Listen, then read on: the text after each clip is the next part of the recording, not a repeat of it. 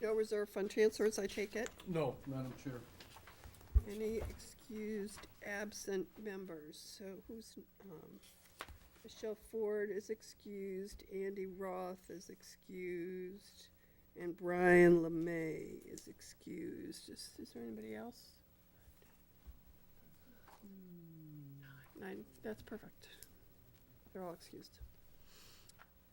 Review and discuss FY17 budgets, Department of Natural Resources budget. Mr. Mullen, please come up.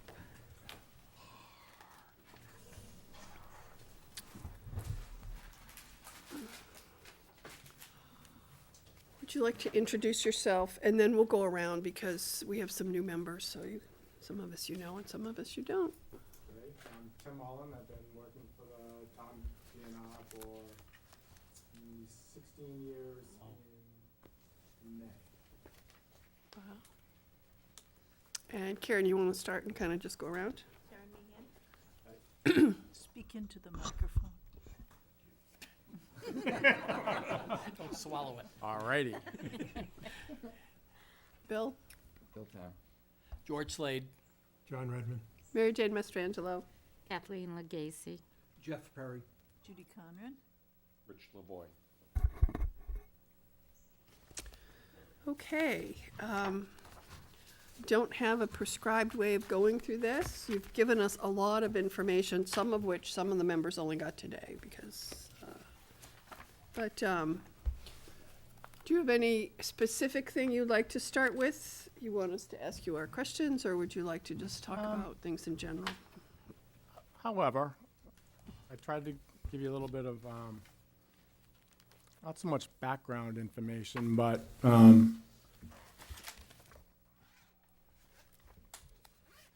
what we've done recently in the last year or so. That was one of the questions on the questionnaire. So I tried to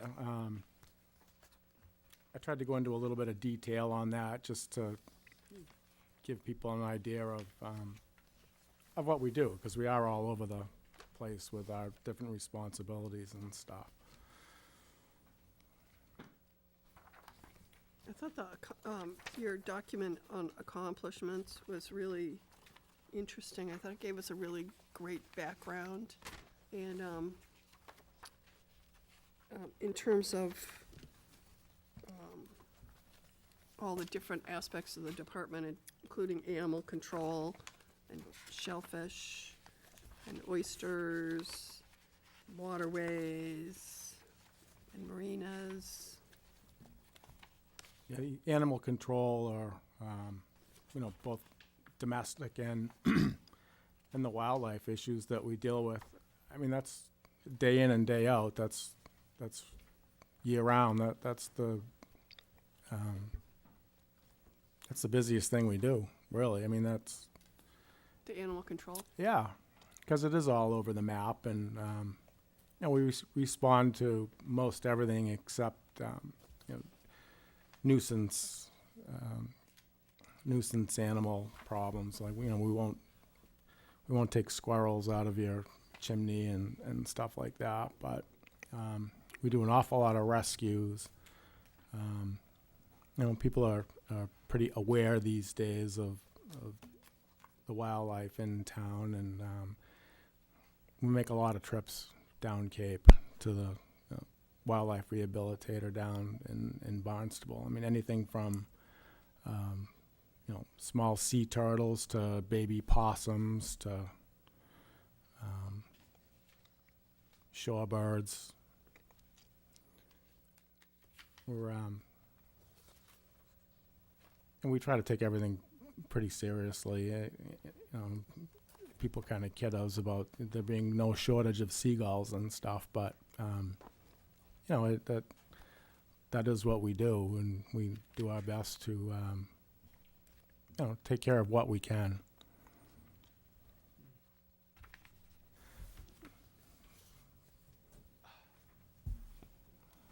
Does anyone have any specific questions they want to ask? Yeah, I got a Tim? couple. Okay. You referenced the mooring fees, and would these be in line with other towns on the Cape that, you know, have moorings and?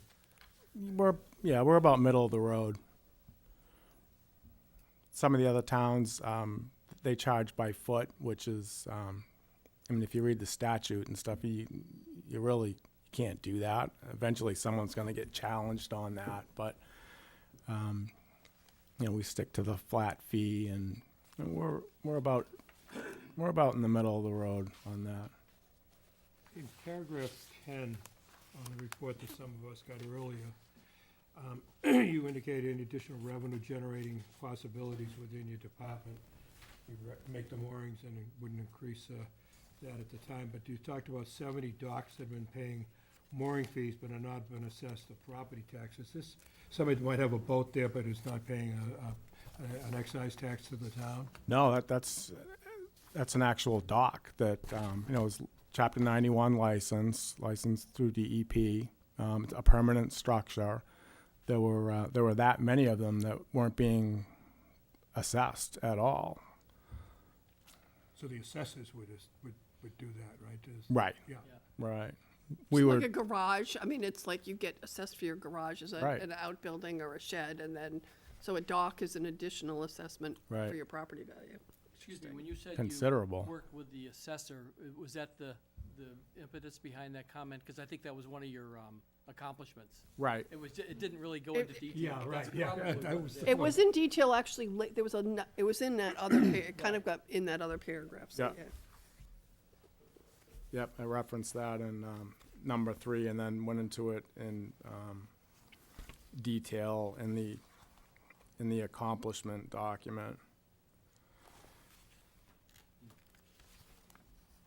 You seem kind of adamant that you don't want to increase the shellfish fees.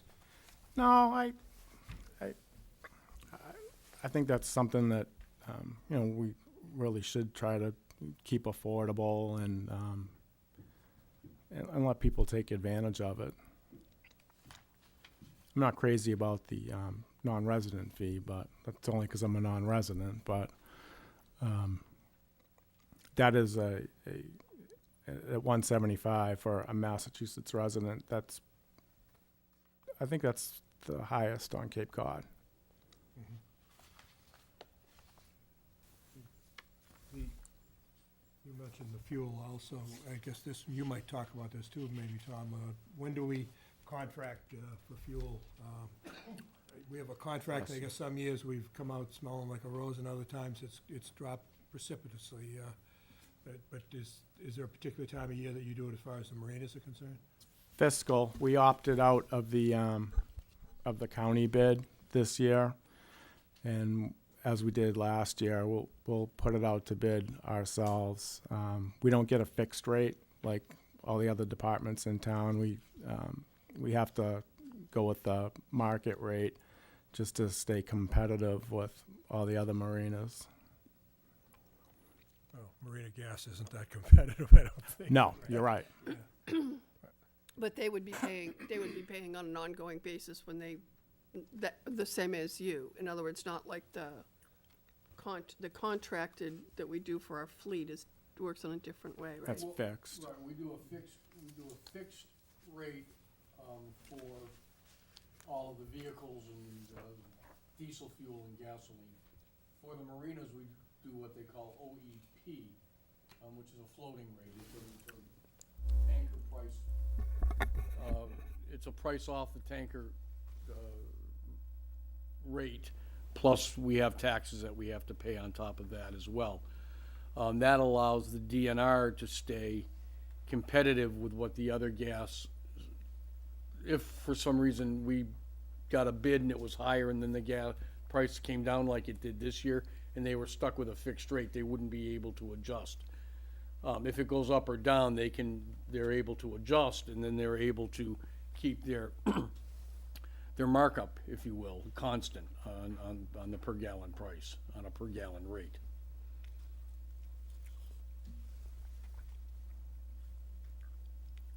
Okay.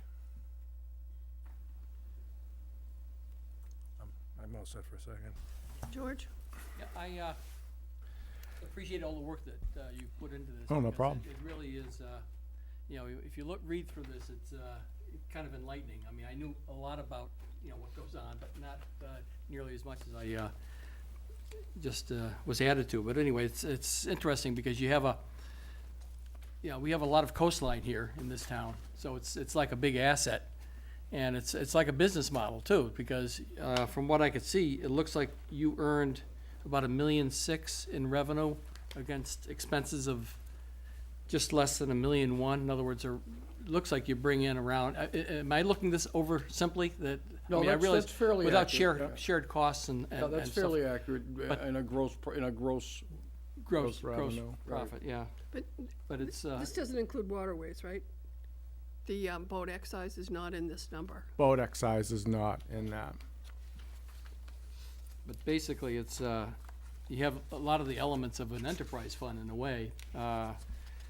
Because you're generating revenue that's offset by expenses, and if you have to be worried that if you cut the expenses too much, vis-a-vis a failed override, then it becomes a threat to generating revenue, or it could do. If we I think you mentioned it ad nauseum that you have a shortage in town hall as far as the person processing permits, and that's kind of backs things up when people come in, especially during the warmer months in April and May, where they're queuing up and probably becoming impatient because they don't have, we anticipate not having the adequate staff to really process people as professionally as we would like to. And that, Right.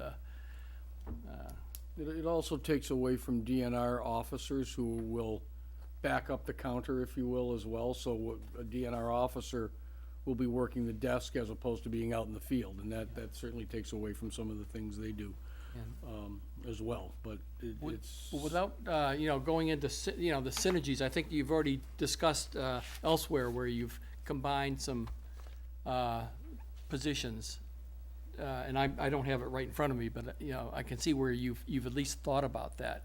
But I'm just wondering, is technology being used to its maximum? In other words, where you have a database where if somebody comes in for what is actually a renewal, are they able to bring this stuff up quickly Yeah. without starting from scratch? Yeah, So- we have all that information maintained in the database. We just, we ask for an ID and stuff just to verify their,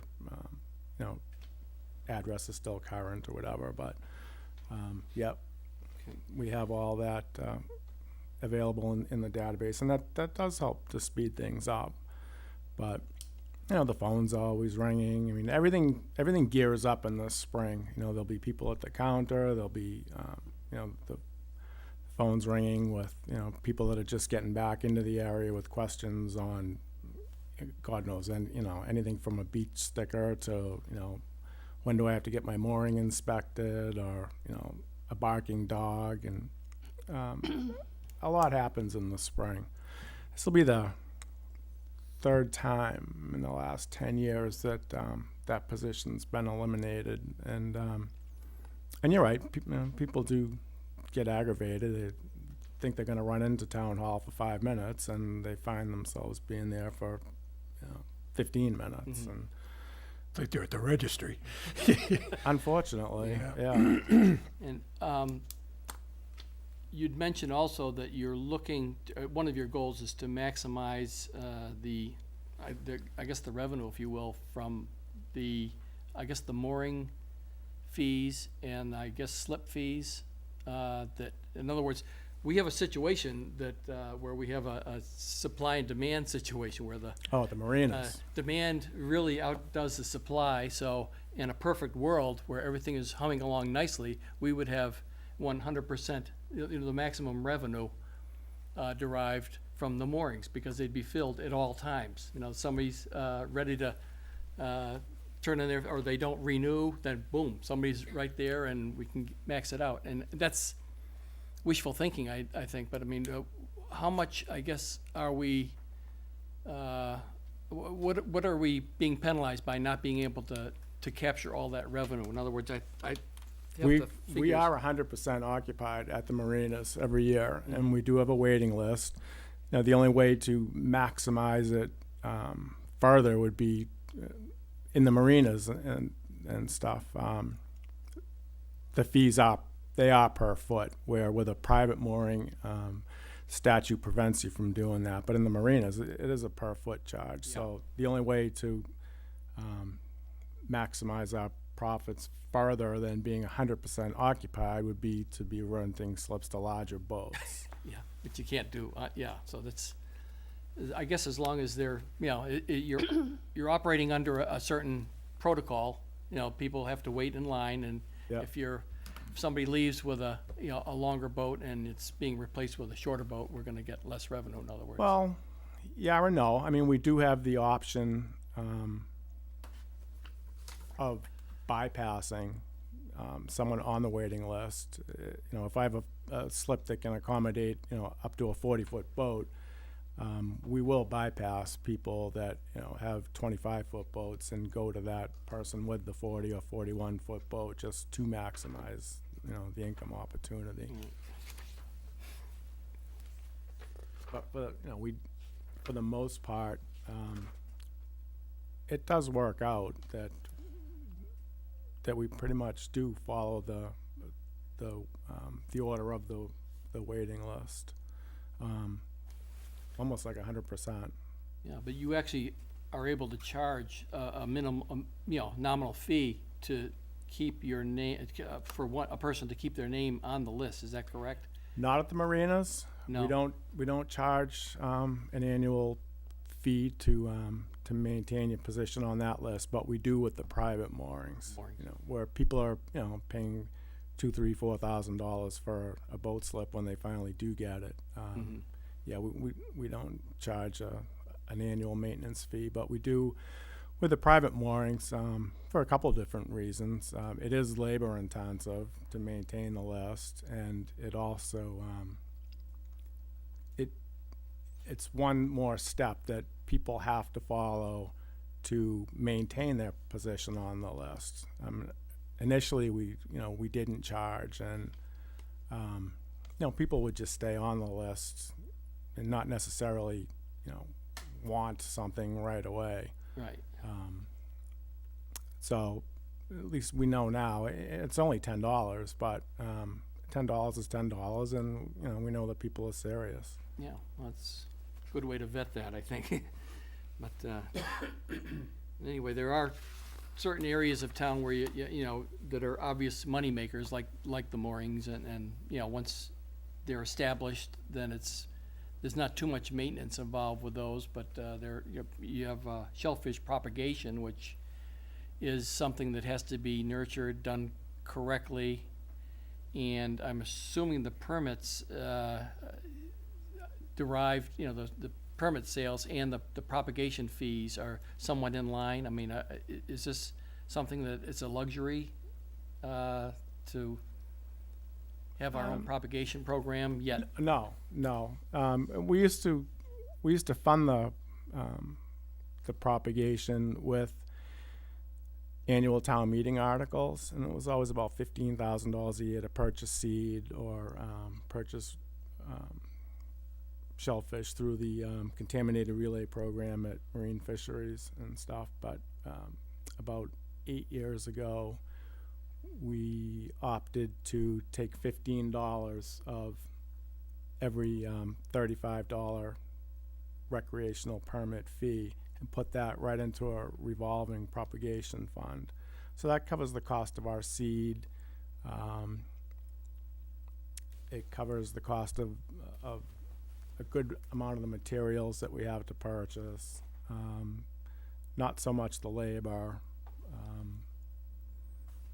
but it's worked out well.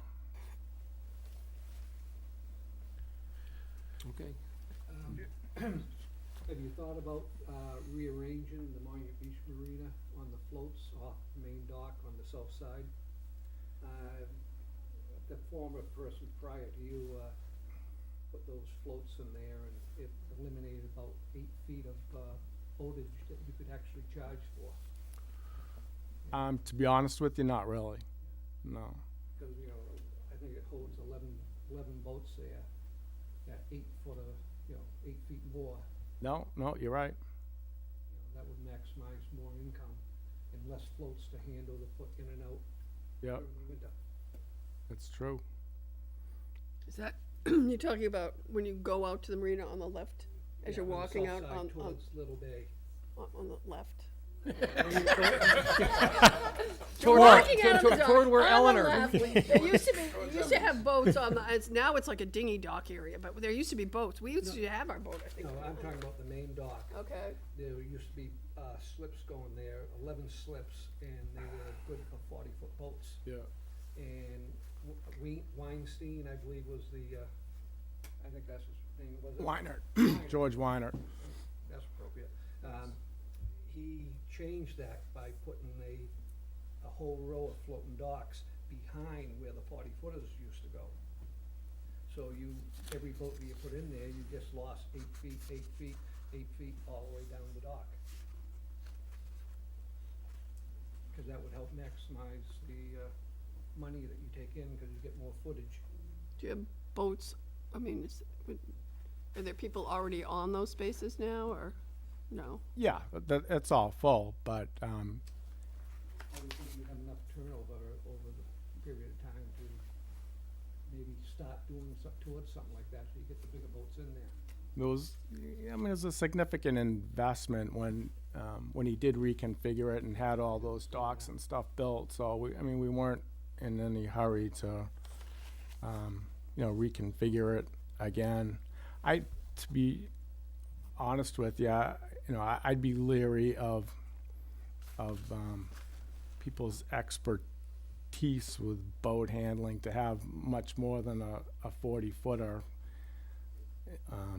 in any of those slips right now. Right now, just taking off the top of my head, they look like mostly in the 30-foot range, maybe 28. 35, a few 35, a lot around 30. We have had a couple of 40-footers in there with that new configuration over the last, it's been since It has to be pushing the bows out into the open space quite a bit, oh yeah, because used to be 40-footers there without the floats behind it. right, And yeah. now when you got the floats there, that pushes the boat out. That's into right. the, It's travel it's area. tough. And it's tough docking in there too with the with the prevailing southwest wind in there, as you know, and most of those boats that are on that side now, they don't go out too often, especially the larger ones. Sure. They're They never did. they're no, I mean they're a lot of The Yeah, Chardonnay. there's summer homes yeah, and- and they still are. So it doesn't matter, 40-footers sitting in there and. Used to be one there without an engine. well, one Did they have roulette table? Yeah. Yeah, I mean if I'm just thinking of maximizing income, because if my memory serves me correctly, we used to be about 1,700 feet of boat space in there. And you could always plan on the 1,700 Yeah. feet, and that 11 would be 88 feet more, no, you're right. It's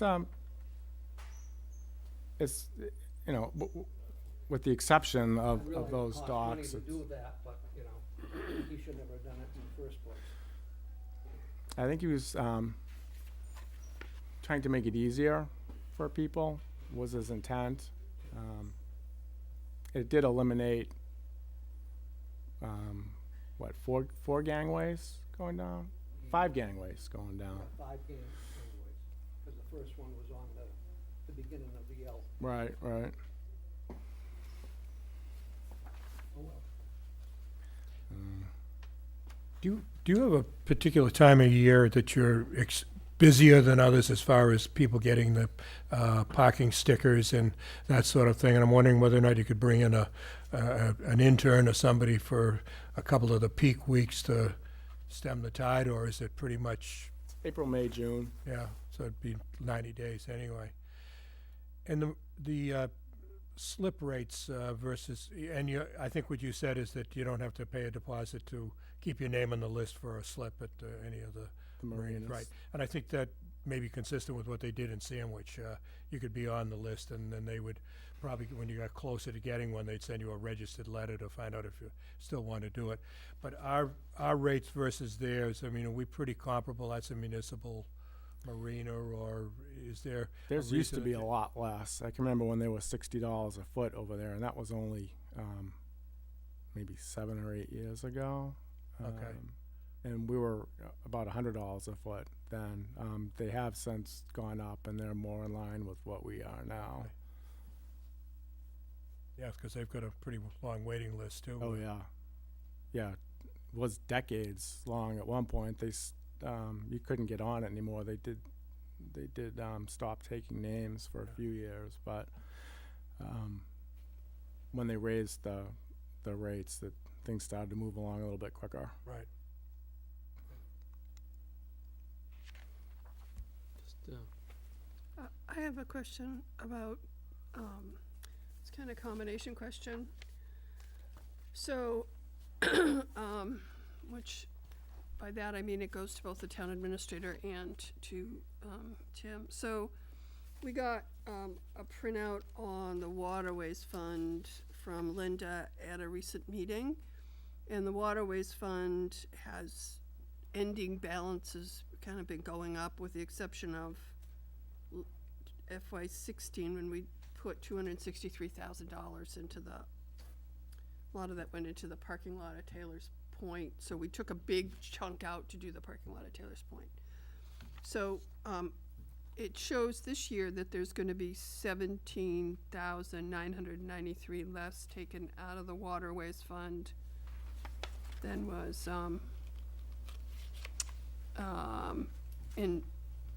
for FY17, take out about $18,000 less from the Waterways Fund. But if we took, which is like half of the salary of the person that was cut, I mean, would it be reasonable to use that money from the Waterways Fund and to keep that person to do some of these like 5,000 permits and all the other work that has to be done? I'm not sure that I understand the justification for taking less money out of the Waterways Fund that's growing and not having a person working to do the work in the Department of Natural Resources that has to be done that could be funded through the Waterways Fund that comes from boat excise tax.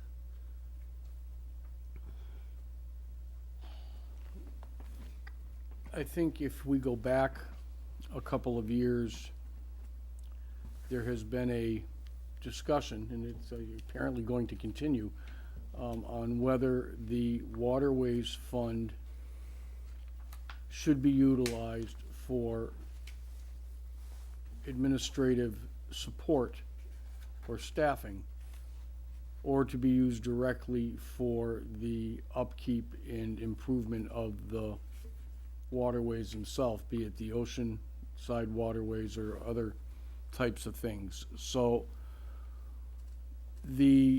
when we first started, was it 3 years ago to take money for staff, we were very clear at the time that we didn't think this was a good idea. But because of the position the town was in at the time, that it made sense to do this for that year. We then added another half-time position to come out of that, half of a full-time position to come out of that, again under some I guess fairly fruitful discussion on the merits of that. And there's still, 2 points of view relative to that, and I think there's validity to both points of view. The idea of, when we made the reductions, we looked at staffing levels, not that everyone was going to be impacted on any of the staffing levels that we reduced, because we're kind of at zero-sum game minimum in most of the departments now. in feeling that a half-time or 17, taking, that position was gonna take 17,000 out of the general, add $17,000 back into the general fund that we would have spent. We eliminated the entire position.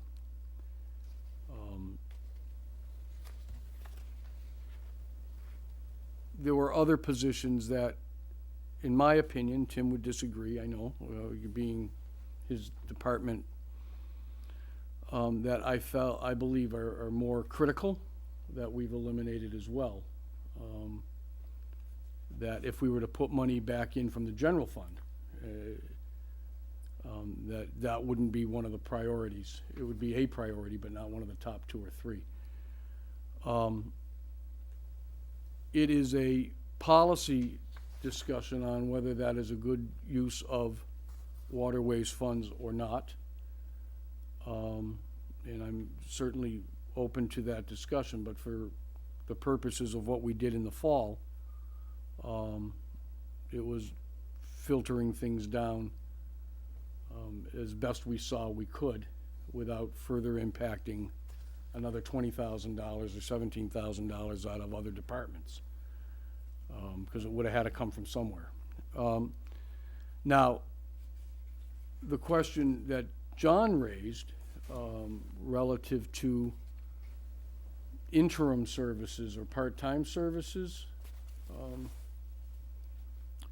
that may be something to, short-term services may be something to look at that directly deals with that, but on a 12-month basis, I'm not sure I'm clearly answering your question. I'm just asking, I mean, one of the things is when you start looking at all the Department of Natural Resources does, the varied animal control, shellfish, patrolling, permits, and I can tell you, because my husband is a harbor, one of Cove Master. Cove Master, Master, that the amount of work and paperwork and communication around the 4 different steps for anyone to get, once they're awarded the mooring. I mean, there's Right. 3 different sets of paperwork that have to happen, and it happens all through the summer. I mean, it happens in the spring, it happens in the summer, it happens, so it's, and that's, I mean, I know just from personal experience, I know what kind of work it is. So you have people that are paying for moorings, and you have people that are paying for boat excise, and you have people that are paying for beach stickers, and you have people that are having, and to have those people need to wait in line longer in order to give the town revenue. I have a bit of an issue with that, and it goes back to how many times can you remember when the federal government was facing, a shutdown in government because they hadn't agreed on the budget, and it happened to 4th of July weekend, and they closed all the national parks so that people would be impacted by the budget crisis that the federal government was having. So, Gets their attention. Well, it gets them mad. It gets them to re-vote for someone else in the legislature. So we're in discussion here, and I need to understand the thinking. We've discussed at Capitol. What should we be using the waterways for? Should we be spending more? Should we be spending less? I think the money that we're receiving from boat excise, because, I mean, the waterways fund revenue's going up. The permits, we raised all the permit revenue, so that's been going up. So I think we need to have some respect for the additional revenue that the town is receiving that is directly related to this service, and we need to think about making sure that that service is provided, whether it's with a part-time person or with some temporary people or people, I mean, maybe there's people that want to work from April to July every year, I don't know, so. Possible, we used to get people sometimes that wanted to reduce their real estate taxes. The tax write-off folks are very good in a number of areas. The issue, some of the issues we have with that, and it's not you don't get the I repeat mean, I know customer. you gotta train them. and Yeah, all and that. Yeah, by I the know, it's time a we training train them, their valve. time is up, especially as the minimum wage increases, their number of hours comes down as well. And they're wonderful. Well, I know the town clerk, really depends on it, as do some other departments, but in something like DNR, the training would take as long, if not longer, and you're not guaranteed the repeat client to come back to work. I don't think I disagree with your I mean, your thought, I but think we have think that can be. 17,000 coming out of the waterways fund. Could we think about leaving the waterways fund at the same level that it was and having a half-time person, administrative person in that department, whether it's for certain months of the year or certain half hours all year or whatever? I mean, it's just something that. I think it's worthy of further discussion. I'm not, it doesn't matter if I'm opposed to it or not. It's really the selectmen's budget at this Right. point. But depending how you want to read that,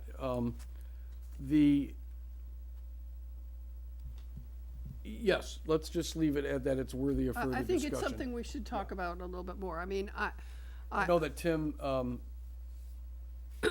I've seen it. I mean, I've seen it 3 times over the last 11 years. He has been able, even when there's 2 people on desk, if you will, you still get lines. He now has some folks trained that in the period where they're not necessarily out on the waterways per se, they certainly are diverted from other things they would do, but we have it pretty well, I think, covered. I think it's as well taken care of as otherwise. But it certainly is worthy of further discussion on how we utilize revenues that come in. It's way easier to manage in the off-season, but in the spring, when everything hits us at the same time, I mean, that's the bulk of the people are coming in for their shellfish permits. They're coming in for their beach stickers. They're coming back to the area, and, they have mooring issues to deal with. We're gearing up with all of our shellfish propagation at that time. We're putting the marinas back into the water. All my people are out in the field. I mean, everything's happening at once, so it's difficult to to back up that person at the counter during those spring months. I mean, we just can't be everywhere at the same time, basically. You can make a similar argument, although not from revenue-derived sources, in the assessor's office, where we've gone down to 1 administrative support staff instead of 2 during those periods of time where the abatements are due and Right. all of that time. I mean, you can make that, we have those periods of time in a number of departments that are seasonal or quarterly or semi-annual, and there is impact. This is a little different because you have some I revenues think it's a being little different derived. because you're talking about it.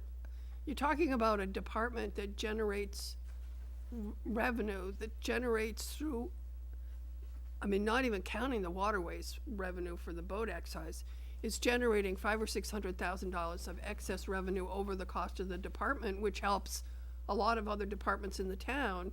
And you're having residents who are coming to give us money, and We're making it difficult to get it. Yeah, right, that's right.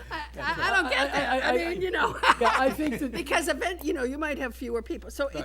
it's just food for thought. I think it's a valid discussion point. I think that the rationale at the time was what it is, and we certainly can revisit that as we move the budget forward. I would, Madam Chair, Yes, Bill. I would certainly support that concept wholeheartedly, 1,000%. And I think that discussion should go forward because I think it's a valid piece. And you are talking about a location of revenue that is available, and we're not going into anything on the tax base or anything else like that that is there that could be applied to do that without impacting general budget. I think it's worthy of further discussion. I wouldn't disagree with all, Dr. Town. I have a question about turnbacks.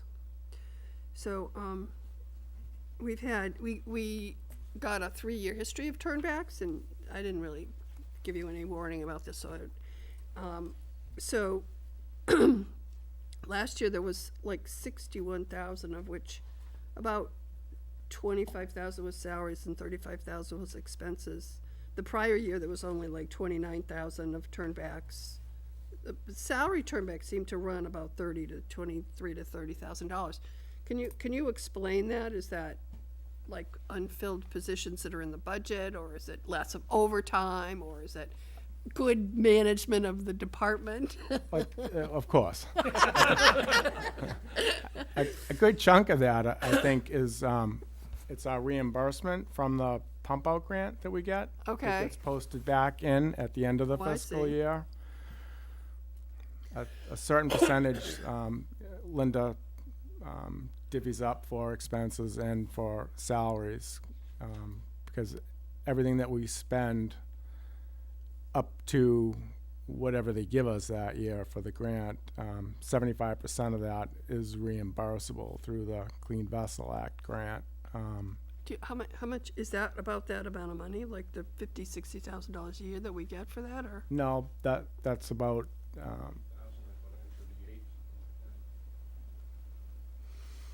if we don't have any capital expenses that they're willing to help us with, it runs about $20,000. Okay. If we do have capital expenses like a new pump out system we put in at Kingman and Parker's and Is that still Taylor going back Point. into the budget? Yes. It goes back into the budget even though it was a capital expense, or is that? If it wasn't a capital outlay Okay. expense, yes. So you're talking within the maintenance and operation capital in line items in your budget, you might be applying for money and getting reimbursed, and that would, We definitely Okay. do, yeah. I mean, I might not be getting funding for it through capital outlay for Okay. like an $8,000 system, but I do apply for the money ahead of time, tell the Division of Marine Fisheries who administers it. I have to let them know a year ahead of time what capital expenses we would like to apply for. It doesn't mean you're gonna get it, though. That's true. There's a lot of years that we don't. In fact, we purchased one of our boats without any grant money, unfortunately, but that was 6 years ago. We just couldn't wait any longer. Well, one of the things, if I could, one of the things that Tim has done, and we started working on this years ago, and it's, I think you've noticed, I think you've been on it, and Judy's been on it, and John, you've noticed, that 7 or 8 years ago, we had the line items just didn't line up with any of the expenditures. We had line items that we didn't even know actually what they were. Tim and I started to work together, and then Tim's been refining it over the years to really figure out what line item spends what. So you have a pretty good, if you go down through his line items, you have a pretty good sense. We had that $10,000 line item, this is what, 9 years or so ago. We had no idea what it was for. And we really didn't, and we had to figure out, we really tore it down to the beginning and started building it up again. So you have a pretty good idea on what happens in all of these. Yeah, that was before I was the director. I pay all the bills myself now, and I charge it to each specific line item, so I know exactly, what I'm spending, where I'm spending it, when I'm spending it. I'm just a lot more comfortable doing it that way, especially given the fact that it's, it's, what, a 12-page budget. yeah. Well, it's one of those budgets where it has those different sections, Right.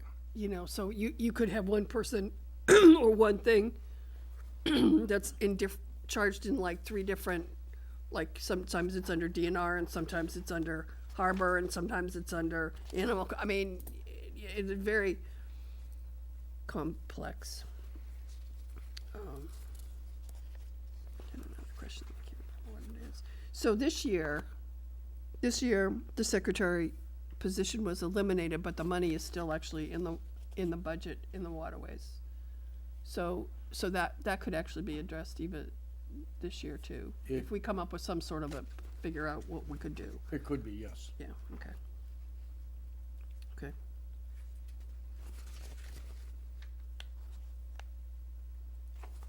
Is there anything else that's like majorly different that sticks out in your? Not really. I have a question about the gasoline for Monument Beach. That's down a Supplies. little bit. Yeah, so it's sort of been budgeted at $80,000, which it came in under in 2015. 2016, I don't know how much under it's gonna be. Because we're at 53,009 through 211, and you still have a lot of the spring. You have May and June anyway, right? Mm-hmm. Eight- I mean, typically, we don't sell a whole lot of gas in amount of May. time. And do you have gas or is it gone from, is it usually gone at the end of the That's, season? yeah, it's or- a small tank. Anyway, it's a 2,000-gallon tank. So 65,000 could kind of depend on what happens with gas prices. Well, the current bid, that we have is substantially down. We didn't wanna bring it down the full percentage in any of the budgets, but we brought it down in all of the budgets, if you look, for the most part. This should, based on what we've seen, okay, now, we could have the best summer ever, and that's gonna make things change, or we could have a very rainy summer, and that's gonna make things change. But based on the numbers that we've gotten from what we've seen in the bids so far, we rejected those bids because they were all for premium gas, and that's not what we Okay. wanted. Based on what we've seen, this should be plenty. Okay. And a lot of this depends, this is the expense side of the gas that we purchase to sell. And so the selling of the gas doesn't offset this line, it goes someplace else. Is that correct, or does it offset, it goes someplace else? Yeah. We can't have a revolving on it because Yeah. it wasn't set up as a revolving. We've tried to do that, and DOR has told us, since it's been a budgetary item this way, we can't go and change it to a different kind Right, of so this fund. is only the expense side of it, and there's offsetting revenue to this You can add that's gonna be more. 20% to that. Right, so you mark up 20%, so the revenue is on the 20% markup. Okay, thank you. About $13,000. We don't make a lot of money on it. It's more of a service than a money maker. Yeah, and it's very convenient if you have a boat at the marina to Right. be able to gas up right there and not have to go someplace else. Okay, I think this is, I don't know, anybody else have any questions for Tim? Just one other thing, and you may be more involved with this than the rest of Oh. us, you and John, Oh, the the Master municipal, Harbor, the municipal harbor harbor plan. plan?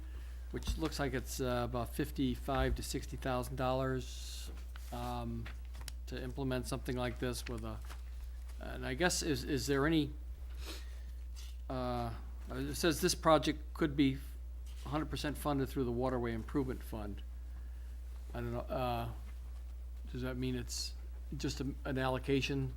Right, and Pro- actually, this kind of came out of the capital outlay discussion that we had. Yeah. The 12th last week. Wow, seems We like, could, you know, seems like longer. Okay, all right. I didn't attend the meeting, but, okay, Right, and, should have. so one of the things that Tim has done is he's worked for the dredging permits to get them into one master permit so that it eliminates a lot of the paperwork and cost and time associated with it. And we were talking about the ramps at the Monument Beach Marina, which is a very large project, and whether that should come out of the Waterways Fund or whether we should borrow for it. And we actually thought, as this came up in the meeting, that this was a good use of the Waterways Fund for capital, for planning, so that it would be $50,000 to come out of the planning, the Waterways Fund, that would allow us to have a municipal harbor plan. And maybe you can explain better, you can explain better the advantages of doing this, but.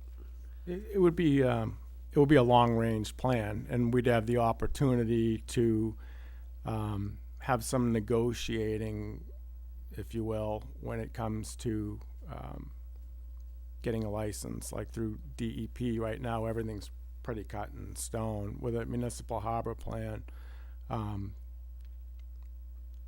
the coastal zone management, Mass DEP, they're a lot more willing to sit down with you, and there's more flexibility there. Things aren't as cut and dry. It would give us the opportunity to have a long-range plan that would ensure that our coastline was managed the way we would like to see it managed, not just next year or the year after, but, 5, 10, 15, 20 years down, 30, 40 years down the road. It's a great tool. It's a good way of ensuring that your coastline is going to stay the way you want it, or improve the way you want it, or and everything's on a permit or on a license, and it cuts out a lot of the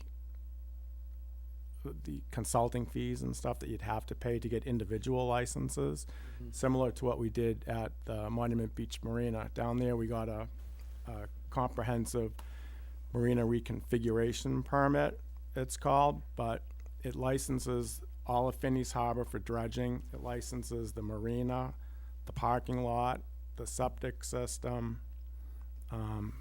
everything right up to the railroad tracks. So it's all included under one permit. So all we have to do now is basically write a letter when we want to do a project, and the septic system was included under that when we did that improvement, repaving the parking lot down there. The entire mooring field is now licensed. Any dredging between Finney's Harbor and Little Bay, or anywhere else out in Finney's Harbor, is all included as well. Not only does it save money, but it also saves time. I mean, dredging permits, take us like 3 years to get. It's just such a long, slow, drawn-out process. Not on our end, but, with the other various state and federal agencies and stuff. So, Without, going into it too far, there's a topic here, revenue generated by project implementation. It's hard to quantify something like this. You just know that things would, you'd probably be able to generate more revenue because things would be a little bit more streamlined, or expenses would absolutely. be cut. But it's hard to, you don't want to hazard a guess, or because that's the sexy part of this is, invest this money up front and we can give you back what you'll earn. And you said this has a useful life of, I'm sure these plans would have to be, fine-tuned from year to year, but basically, once you get the plan in place, it would have to be, it would, It simplifies. value. It simplifies, because I know from capital outlay, the permitting of everything that we try to do is, Dredging is awful. right. anything that's Even with environmental. is this part of that, one of the things you talked about is if we had this municipal harbor plan, we knew when our dredging was happening that we could then, schedule the county dredge, or is that all part of that municipal dredge, that master dredging? Yeah, that would permit? be under that master dredge permit, but we would also work that into the municipal harbor plan, obviously. Dredging's a huge part of any waterfront community, and we would definitely want that included on it. Right, so if you don't know that you're gonna have a permit, you can't schedule the county dredge, and then if you can't schedule it, someone else schedules it, and then you can't do it, so then you get your permit and you can't do your dredging because you don't have anyone to dredge. And there's a limited time window. There's different time of year restrictions. They're worried about, winter flounder habitat or horseshoe crabs, and you certainly don't want to be dredging in the middle of summer during, everyone's vacation. It's not a pleasant project, as you might imagine. So doing it over the winter is optimum. okay. A couple other quick things that Tim didn't mention. I know he talks about them a little bit, but perhaps for some of the newer folk, we do the herring runs. We maintain the herring runs.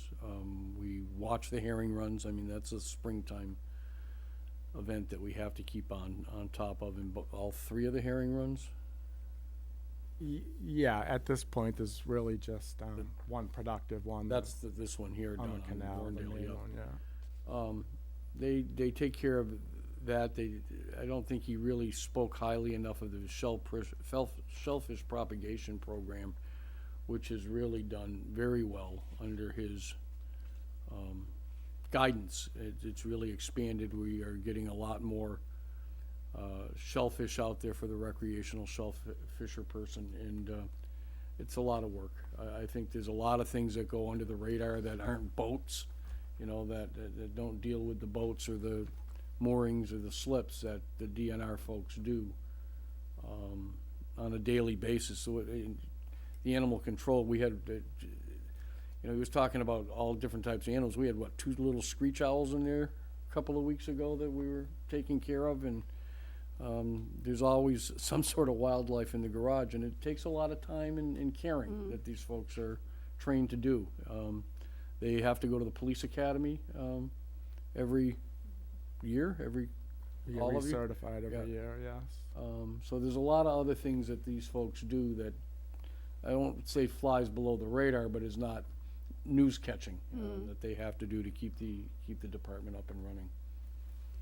Some of us are certified harbor masters. Everyone's gone through the police academy. Most of us have gone through the shellfish academy as well. And you do have to maintain all your certifications and stuff. But I have a great crew. I mean, everyone's been there now for 10 years or more. Everyone works well together. Everyone's, cross-trained, if you will. So we really, we can get a lot done with a small amount of people. With this GZA, if in fact you proceed with this, would you be using them annually to do some of the functions for you after they do the overview on the entire projects that you have? Or would they set it up? I don't even know, to be honest with you. I mean, we've used the same environmental consulting company to do all of our dredge permitting for decades, as far as I know. Somebody like GZA is a little bit more diversified, I think, and I'm not opposed to having all of our eggs in one basket, if you will.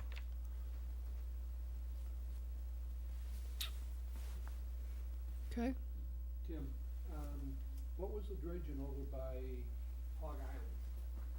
They were there for quite a while, and Yep, they weren't doing any. forcing the Hog Island, or? No, they weren't doing any dredging there. Actually, they were just using that location as a staging area for what was going on down in Sandwich. Yeah, I mean, we got a lot of calls about that. Yeah, I live near it, so I. I'm sure you did.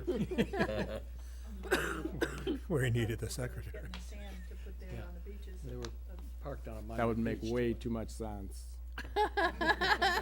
Instead, I mean, when Cohasset Narrows was dredged last year, instead of, fortifying the dike, they actually put all the spoils, which some of the nicest sand in town came out of that location, in the old canal channel. Go figure. Still scallops up in the Hayfield? Not many. Not many. Get our information. Yeah. You All should right. be a good place. All right, well, I think we're all set then. Thank you so much for coming in. My Really pleasure. appreciate it. And it was very informative, and all the work you put together was really, really informative too, so. Anything to make it easier and a little bit less boring. Yeah, but it is, I mean, for those of you that just got this today, it's really worth reading because it just really gives you a lot of information about what the department does and how broad range their stuff is. Okay, see if I can find my agenda now. Thank you. Thank You're you, Tim, welcome. very much. Thank Thanks, Tim. Town administrator budget. we have a brief overview from the town administrator because Yeah, talk about competing, yeah, that was, Yeah, well, we're it not- just happened, so. This would be under tab 4. It also varies out through various pieces in the budget. A couple of things that stick out, I wanna, as people will ask. We currently, in my office with the Board of Selectmen, have 2.5 FTEs. The intent was to bring that down to 2 FTEs after the override failure. The selectmen have opted to continue the half-time FTE moving forward, and I can tell you that with a person being out right now on a long-term basis, and it's just one administrative support person and myself a couple of days a week, it is absolutely necessary to have that. well, Peter answered the phone one time when I called over there. Peter's very helpful. And ran down You know, we have to call Tim in from time to time to cover, to cover lunches. That's one of the things that he didn't tell you with this other administrative support person not being there, who we would call in to cover lunches for at various times. You know, DNR officer or somebody may be in there to help out too. So it doesn't happen very often, but it's one of those types of things. So that person is back in. And if you look, at one point in time, not too many years ago, there were 3.5 FTEs in that department, and it's been at 2.5 FTEs since 2006, probably 2008. We had brought a person back. You owe us a FTE, so. I understand Yeah. that. And that hasn't changed at Yeah, all. and yeah, I don't- but we're Right. doing it by department, cause Yep. a big sheet is too much to handle. I think if we get it by department for the 5 years. I agree. You Yep. got an extension on that, I appreciate that too. yeah. Town council called today for some things, and so that's fine. Pretty much everything else is either level or reduced. The other contracted services piece on the line item, which is 5294. We try to keep some money in there for the selectmen or the town administrator should we need assistance from expertise that we don't have in-house. We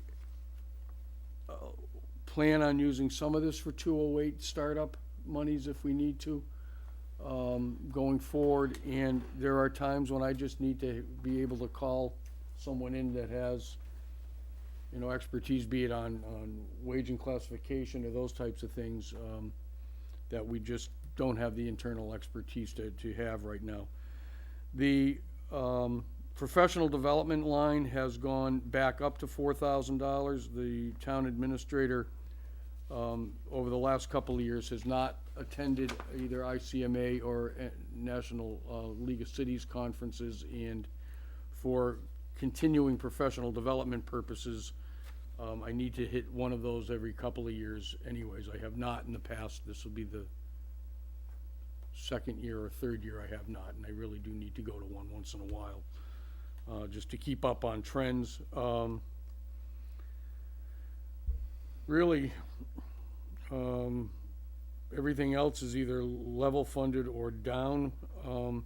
I do note, if you look at the 17, I'm gonna go back up to the top of the page, the 5113, where the request was originally 73, I think 520. That was bringing over the HR coordinator's position into this area. That has been eliminated for the next year. I think that's something similar to the waterways discussion with staff. I think this is a, if not a full HR department, but certainly some areas to help with some of the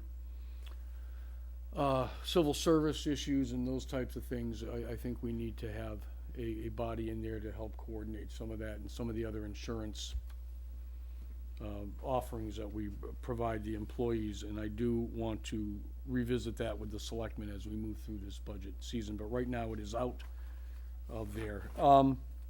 The other lines are pretty, if you, there's really, unless you have specific questions about the line items here, the dues are ICMA and Mass Municipal Association, Mass Managers dues. I did not join ICMA this year to save some money, but again, you lose an awful lot of ability to access information by not being a member. The, the 5113, is that 1.5 persons in that line, or is that, how does it, That would have been, is that, well, at the time, let me give you what the request is for 36,000? right, at the time this was originally put in, Right, it was without the halftime person being added back to the budget, So- and which would have dropped that down by some 13,000. That would have added come up to about the 52,000 we needed for the HR coordinator's position. The HR coordinator's position has come out, and the halftime administrative support person has come back in. So if you go back to FY16 at 32,729, it's in line with the similar staffing level at 36,112. okay. But is that just the halftime person, or is there another piece of another? That's part of Debbie as well. Yeah, that's because she's paid a lot out of sewer. She's so 75% out of the sewer. It's a fund. 0.25 and a 0.5, right? Correct. 0.25 and a 0.5, right? And that's in there in that 36? Correct. Okay. Okay. Anybody else have questions about the town administrators? Okay. The other thing we had was administrative town hall budgets.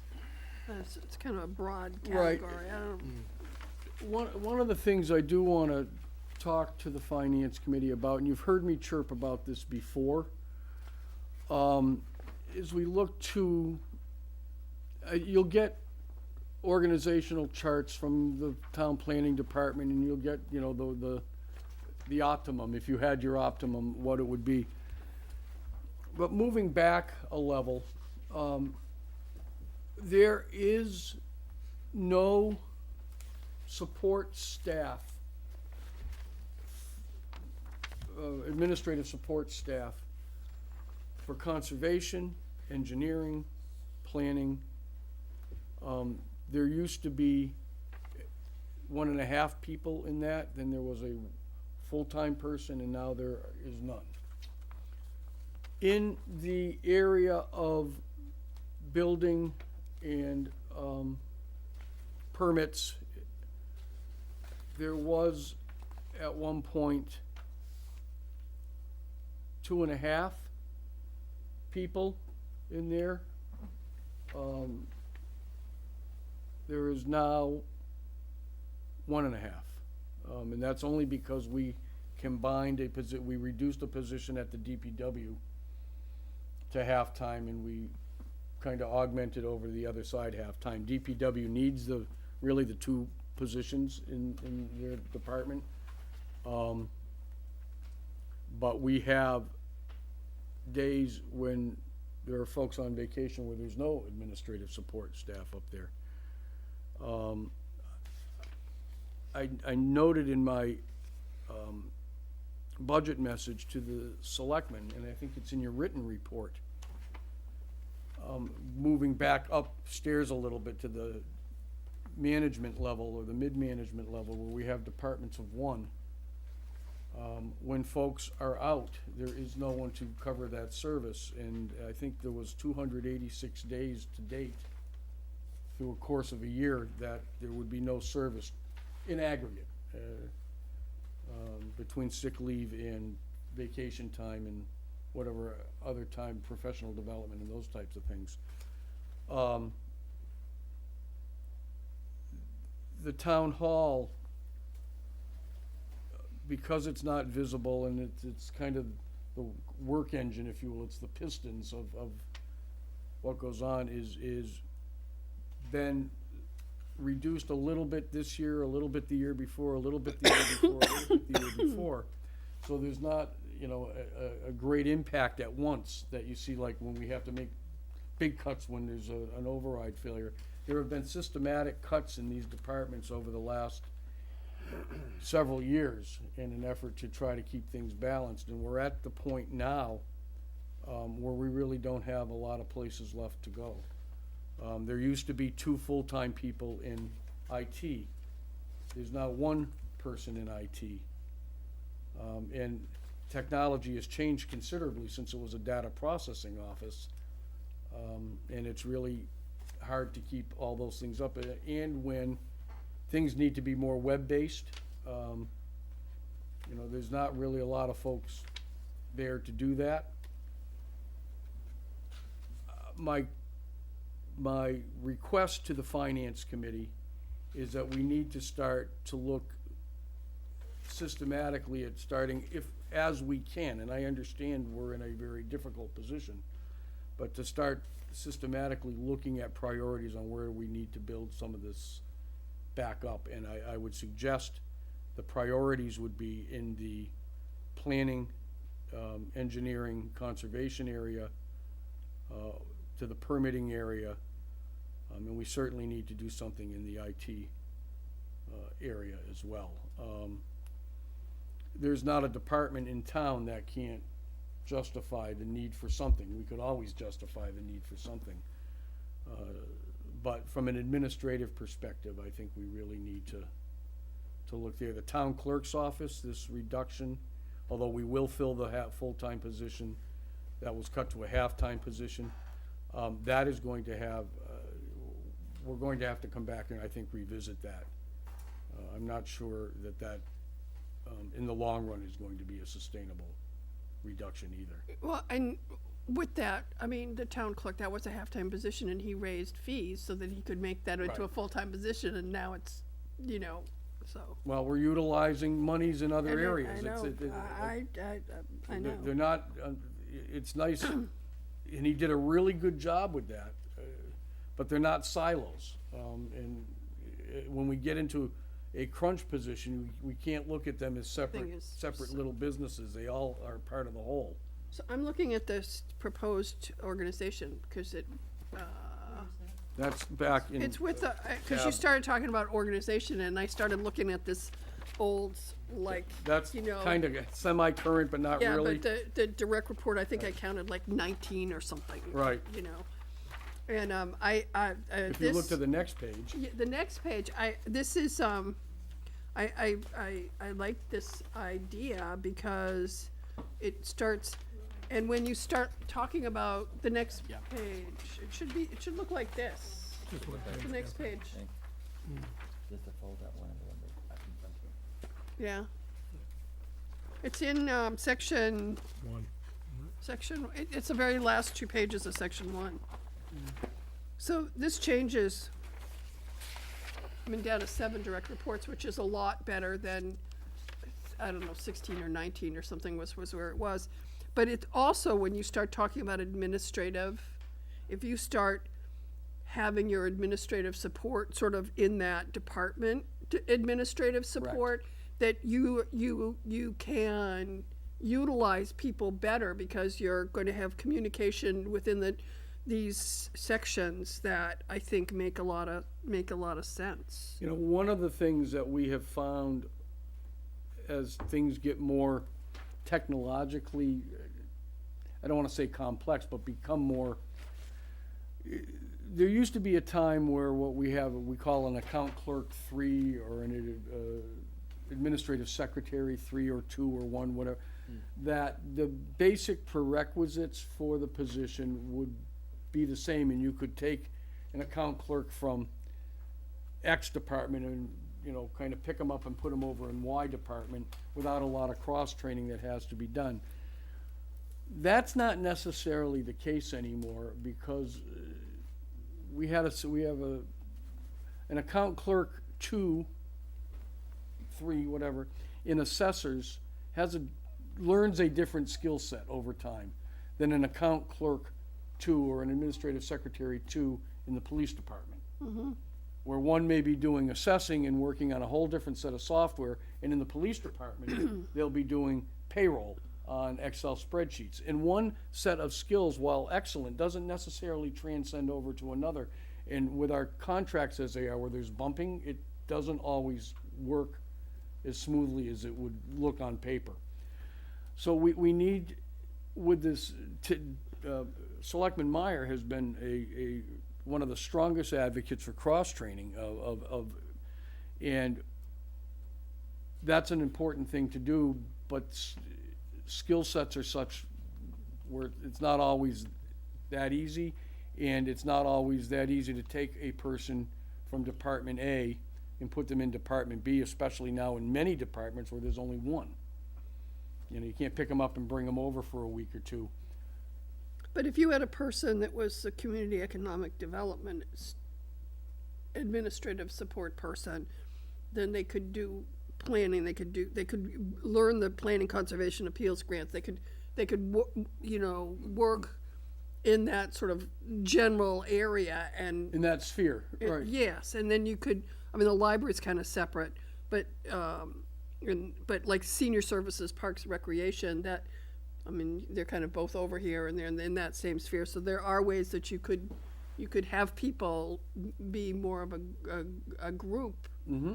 And I think that's a really good idea myself. I think. Yeah. They're, oh, I'm sorry, Judy. Just who did this? Who put this together? Pretty much I did. You did? Okay, that's all I want to know. I had some Since assistants. you're We had a gentleman that was in That's what I- working. Well, you should be doing this, because you're there. Right, working with us over the summer, who was a CEO in a major hospital down in New York. And while I had his expertise, we sat down and we plugged in a number of different scenarios. Right. Trying to take it from This there. actually, I've been looking at Barnstable, and this actually looks a lot like the Barnstable. Yeah, we didn't get- But, I mean, it's Yeah.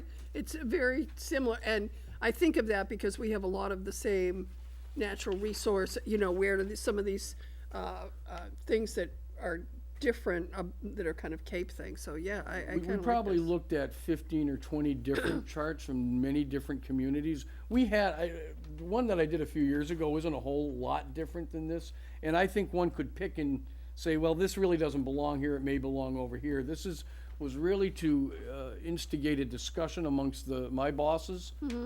They may have different ideas and have better ideas, but at least the idea is to bring this up for It's really discussion. good for discussion, I think it's great. And the other thing that I do want to touch upon, although it's not general administration, it does go into our sewer and inspections division. I'm anticipating that we are going to, over the next few months, be looking to have a transition there. I have nothing formal, it's just that I think that that's going to happen within the next 12 to 18 months and maybe a little sooner. The person that we have now he's our plumbing and gas inspector, and he is our sewer system maintenance lead director. And he has And one. sewer actually isn't on here. Right, has one person, you're right, under, your waste management, it's under, Is that, that would be, well, that, I don't know if, Yeah, I'm not ISOM sure. and sewer, you gotta kind of figure Yeah. out the ISOM and sewer enterprise things. so,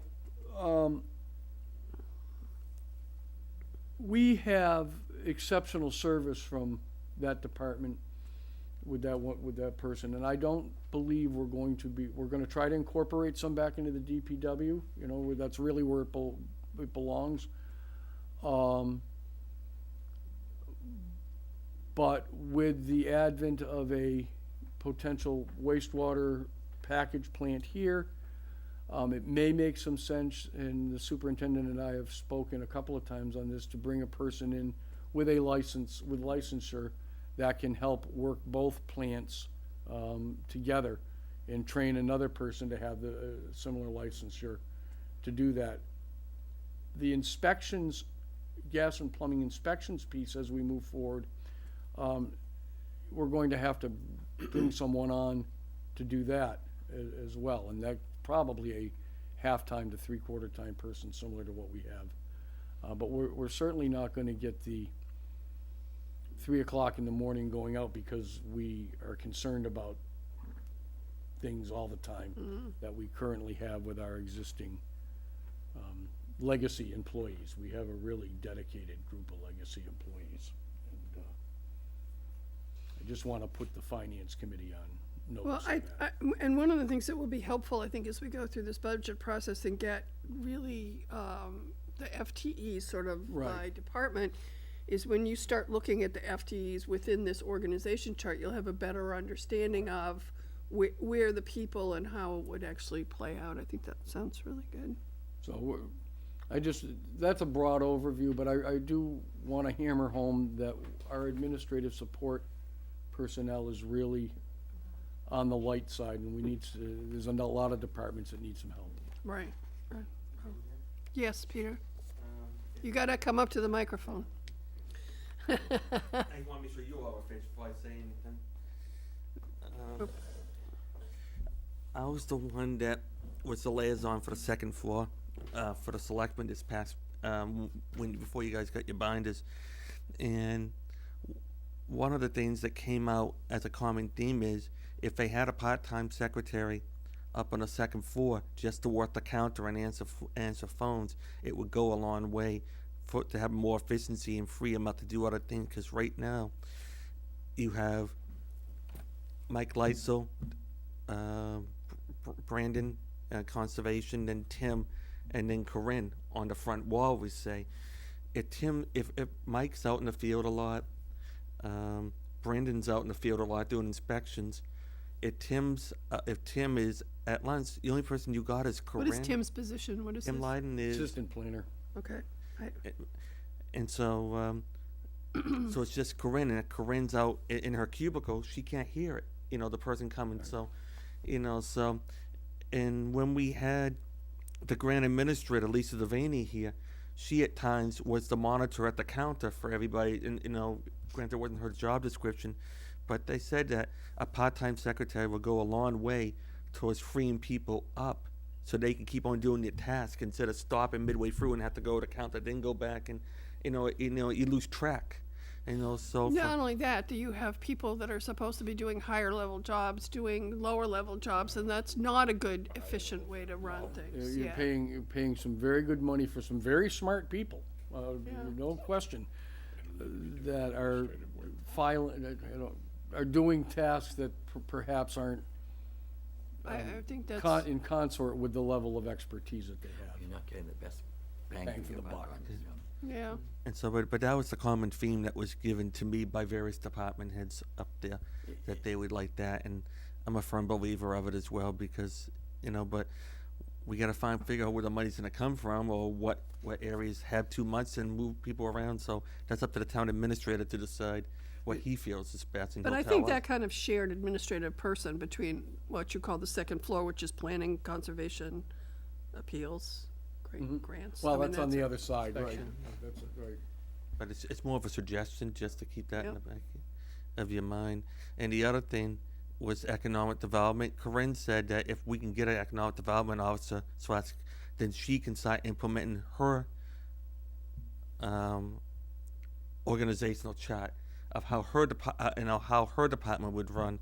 Because right now, if I'm doing economic development, I'm trying to bring business on the main street or doing grants, I can't be reviewing projects for the planning board, and giving recommendations for the next meeting. So you have people wearing 9 different hats and doing the best they can, and I don't know, like I said, it takes money. I mean, the school department needs people too to help with their advanced learning goals and everything else, so it's gotta be shared everywhere. There are a number of grants or funding opportunities that come across our desks that we just don't have Yeah.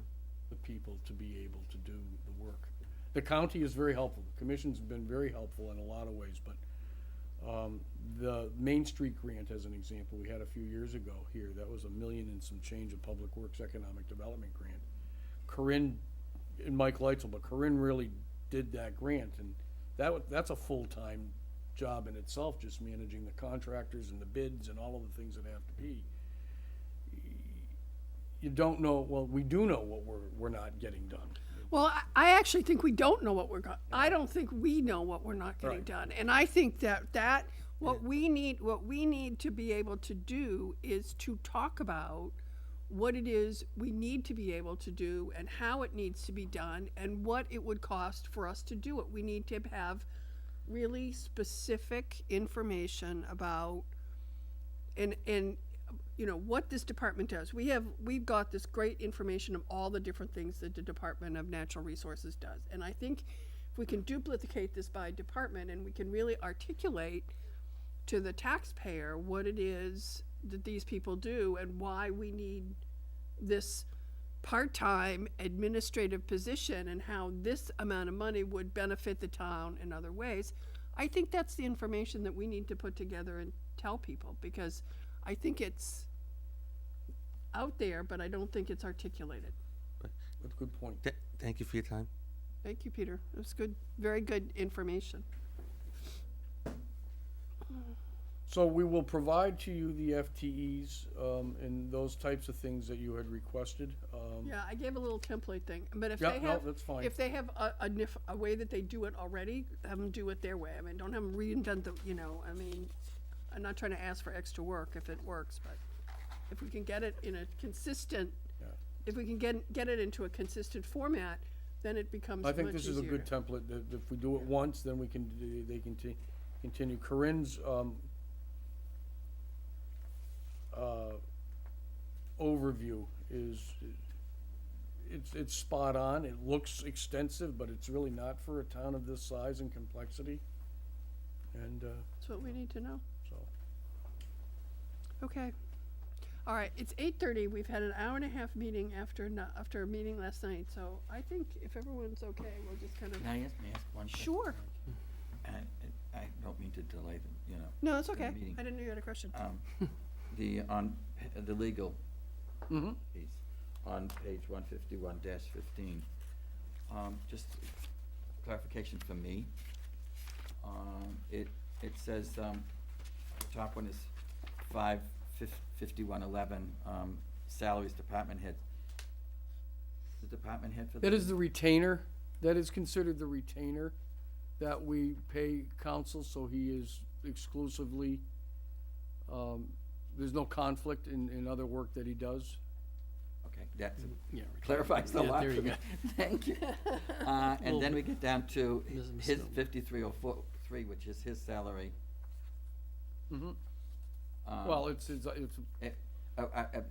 projected Billable. hours for the year. correct. Yeah, billable hours. Billable hours, I should have said. What's the I guess what's the basis? That would be the top level. Correct. The arbitration,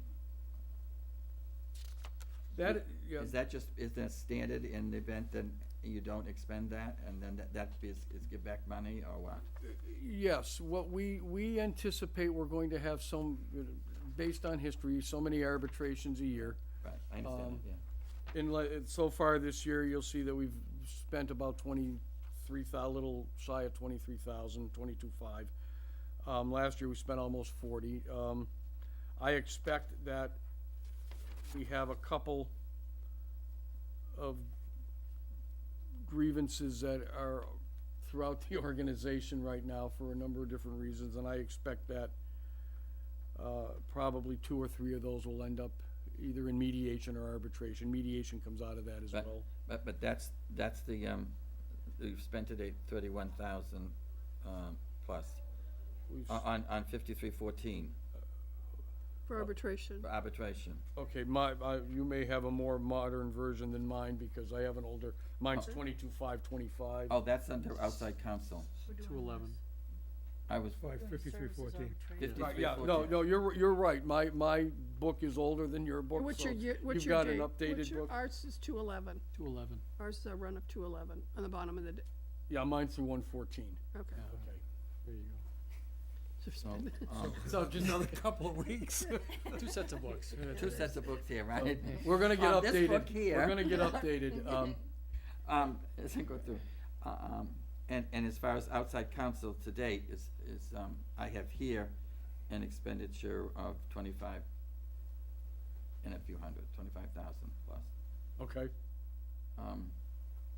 Now, again, those are just standard plugins because somewhere in that range up to there is what we may encumber as an expense. correct. Now, currently, if the Finance Committee has been following, the Board of Selectmen authorized the use of outside associate counsel, we call them associate town counsel, relative to the turbine litigation. That will come out of that line.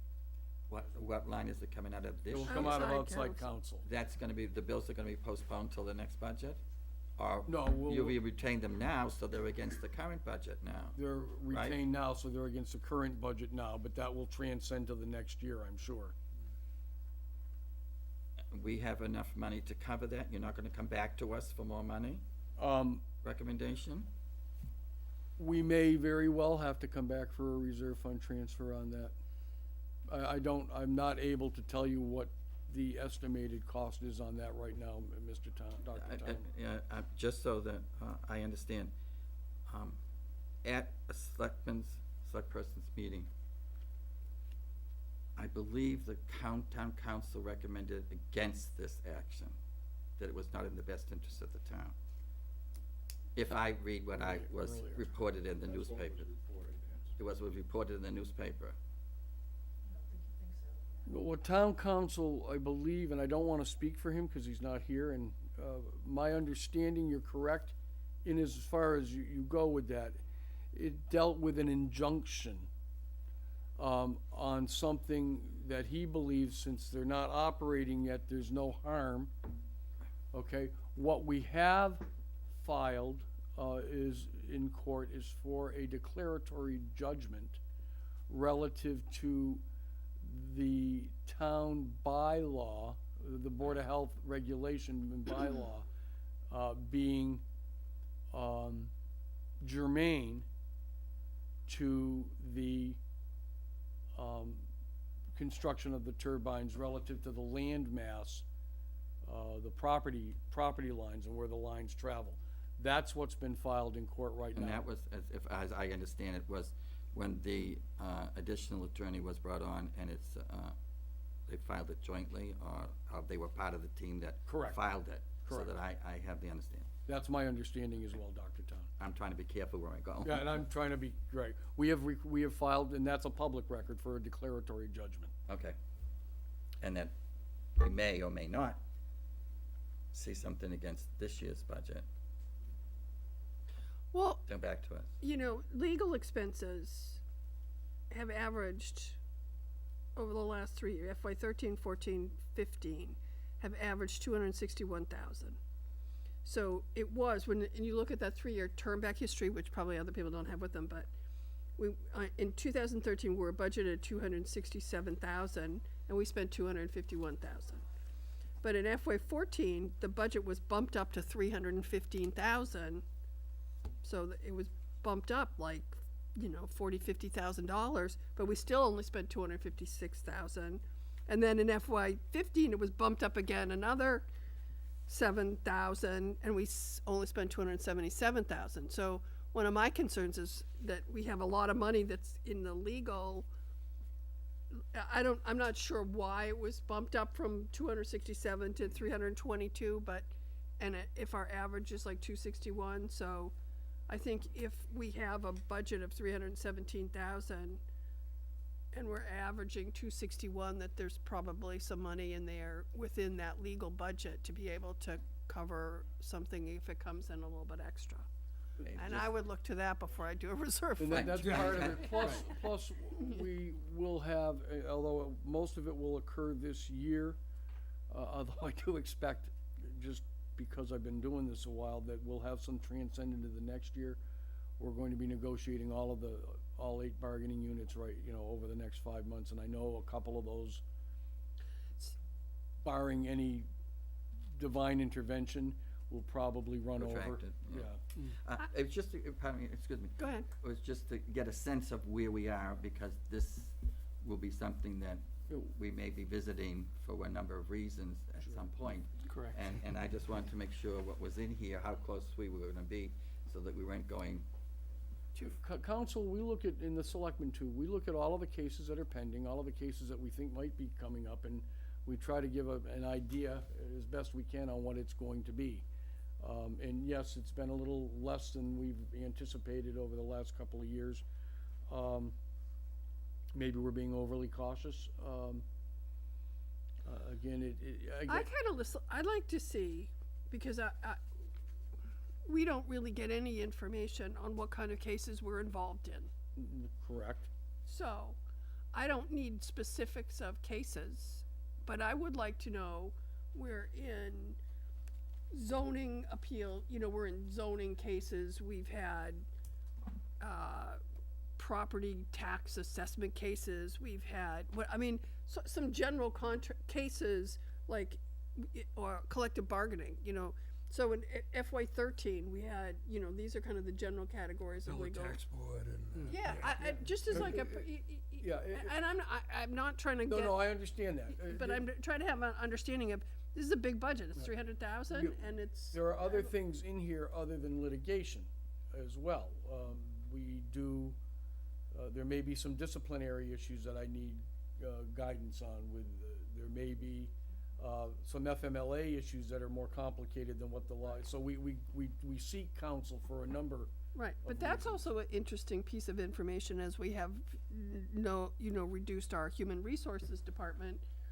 Are we gonna end up having, I don't know, and unless I look and see, what are our human resource related legal costs and what are our, and, excuse me, this also applies, this covers the school department.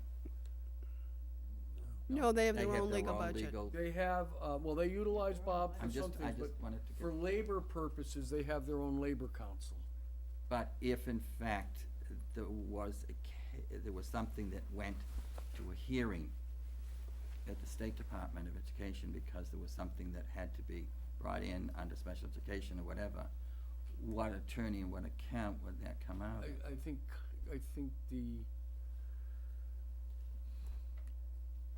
I believe, and I don't wanna speak with Steve on some of these specialty cases, they may have specialty But counsel. I'm just asking, Special needs counsel. I think they have their own legal Yeah. budget of about 50,000 is what I. They haven't spent a lot on that. Yeah. Steve's really, really good on a number of these things, but I'm just asking, having, yeah, on a special ed type thing or those, it would certainly in some would be places, the outside. town council had done them, in other cases, it was the school department, and that's what I was just trying to get clarified for myself more than anything, so And I understand where it all the- fits. The answer is as muddy as the question, it varies. I think the town has to pay for advocates in special ed for the parents too, doesn't it? Well, The No. town doesn't. No, pay not for unless it's a judgment at the end. that. Oh, okay. In special ed, I know if there's a second opinion that you request on something that's been an IEP or a defined disability, the parent has a right to request a second opinion that is covered, that it needs to be paid for by the district. Yeah, the school district on the same way, on any depositions or anything that was out there. Yeah, or sometimes if it's a frivolous suit, you can try and recover your legal Right. expenses. Sometimes If they're it's not, the judge to be that, Sometimes that's they're a not long frivolous. shot. but- Doesn't happen with the No, I State know it Department. doesn't. yeah, and Education. sometimes they're not frivolous. Sometimes they're not, and sometimes you take the step of paying for your own advocate you and do. your own opinion, because that's the way Yes. you're going to get The best. what you're paying Yes, for. yes, you do, don't you? Yes, you do. Okay, Mary Jane, yes, Judy. my Yes, husband's picking okay. me up at 20 up, so Okay, so, I we're thought that gonna- would be time enough for all of this. I know. Given that we were there the other night. Okay, so if we get some kind of summary about legal, that would be good. And the other thing, I think, on the waterways, if we can get some sort of breakdown from Linda on how the waterways operational budget is applied, because there's that general law that applies to it. So Right. I'd like to see, this 213,000 is going to these positions or whatever, just so we know. Okay, any other, well, I don't have any minutes that I know of. We maybe have got them, but I don't. We do it next meeting. Future meeting, Monday. Here. Just keep those meetings rolling. Monday. We're all scheduled in the community building for Mondays from now through the end of April. You're welcome. And, Thank the voters. You know, it was funny, you put that out there and I replied to you immediately. John didn't see my reply to you immediately. Well, I'll have to see if, what we have to do with the custodian, so. Okay, is there any other comment? And can, public comment? Okay, Move adjourned. Second. I. all in favor? Aye. Aye.